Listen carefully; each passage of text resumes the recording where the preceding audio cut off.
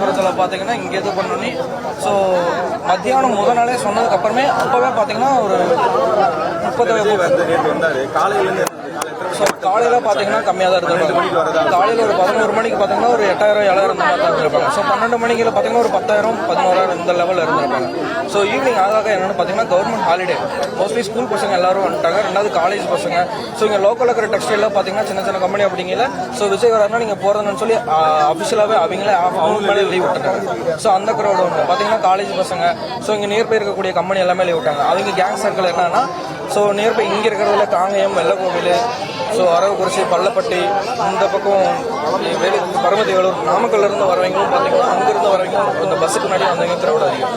So இப்போ அதுக்கு முன்னாடி வரைக்கும் க்ரௌட் இருந்தது மோஸ்ட்லி அவ்வளோ ரஷ் இல்லை. பஸ் உள்ளே வருதுன்னு தெரிஞ்சதுக்கு அப்புறம் தான் அது எல்லாமே நடக்க ஆரம்பிச்சு. பஸ் கொஞ்சம் கொஞ்சமாக இன்ச் பை இன்ச் நகரங்கன்னா அந்த பஸ்ஸுக்கு முன்னாடி ஒரு 100 பேர் வராங்க. ஸோ ஒரு சில பாயிண்ட்டுக்கு பஸ் வர என்னன்னா விஜய் வந்து ஃப்ரெண்ட்ஷிப் இல்லை, அவரை பார்க்கணும், பஸ்ஸுக்குள்ள அவர் தெரியல அப்படின்னு சொல்லி அந்த பஸ்ஸுக்கு முன்னாடி ஒரு 100 பேர் முன்னாடி ரஷ் தள்ளிட்டே வராங்க. அவங்க வர என்னன்னா அந்த கூட்டம் அப்படியே நெருக்கல் அதிகமாகுது.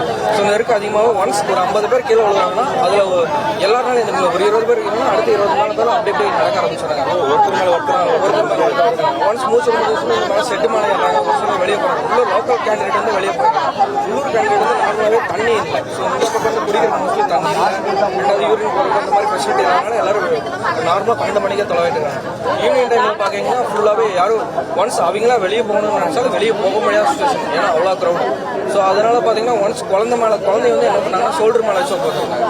ஒன்ஸ் கீழே விழுந்தோன்னா அந்த குழந்தை எங்கே இருக்குது அப்படிங்கிறது தெரியல. ஸோ இந்த ஏரியாவில் பார்த்தீங்கன்னா ஒரு 10 பேர் விழுந்திருந்தாங்க. 10 பேருமே பார்த்தீங்கன்னா நியூஸில் பார்க்கல இறந்துட்டாங்க. ஸோ அந்த மாதிரி க்ரௌட் தான். பஸ் நகர தான் அந்த கூட்டம் அதிகமாக நெரிசலாகுது. அந்த குழந்தைங்க வந்து என்னன்னா முன்னாடியே வரும்போது அந்த கொடியை கட்டிட்டு ஷோல்டர் மேலே குறைச்சலாம் நின்றுட்டு இருந்தாங்க. ஸோ அந்த பஸ் நகர என்னன்னா அந்த தள்ளையில் ஒரு 50 பேர் விழுதுறாங்கன்னா அந்த குழந்தை ஷோல்டர் மேலே வந்து கீழே விழுதுறாங்க. ஒன்ஸ் விழுந்ததுக்கப்புறம் அவங்க மேலே ஏறி மதிக்க அந்த மாதிரிலாம் அவங்க எல்லாம் எந்திரிக்கும் போது அந்த குழந்தை இருக்கிறது அவங்க ஸோ நம்ம காலை எடுத்து வைக்கிறோம் நிற்கும் போது பார்த்தீங்கன்னா ஒரு வாங்கிட்டா நினைச்சோம். பட் எடுத்துகிட்டு போனதுக்கப்புறம் நியூஸில் பார்த்தீங்கன்னா அவர் இறந்து. ஸோ அந்த 50 பேர் விழுகிறாங்கன்னா ஸோ அகைன் எந்திரிக்கும் போது எல்லாம் ஒருத்தர் ஊனி எந்திரிக்கல, கீழே யார் இருக்காங்க என்ன அந்த அளவுக்குலாம் இடம் மோஸ்ட்லி பார்த்தீங்கன்னா செருப்பு எல்லாம் கலந்துருக்கும். கால் வைக்கிறக்க இடம் இல்லாமல்